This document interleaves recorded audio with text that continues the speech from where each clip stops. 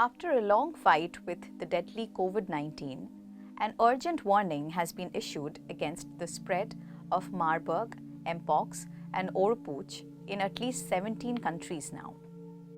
Travelers have been advised to exercise extra caution against the spread of a new pathogen called the bleeding eye virus because of one of its symptoms.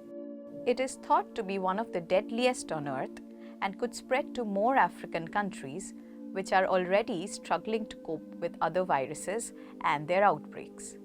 Another virus, Oropouche, is being spread by midge bites in a number of South American nations, as well as the tourist-friendly Caribbean state.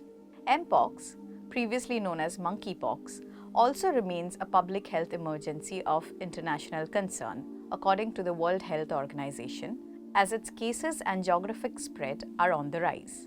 Mpox outbreak, initially reported in the Democratic Republic of Congo, has escalated significantly. Mpox cases caused by clade 1b of the virus are now present in over 6 WHO regions, with hotspots in the DRC, Burundi, Uganda, Kenya and Rwanda.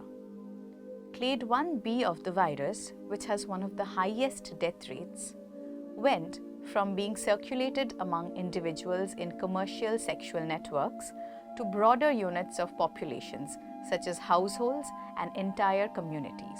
This resulted in the infection spreading to a larger number of age groups or vulnerable population groups, or co-infection and co-circulation with other clades and pathogens, according to the International Health Regulations Emergency Committee. There are significant challenges when it comes to controlling Mpox.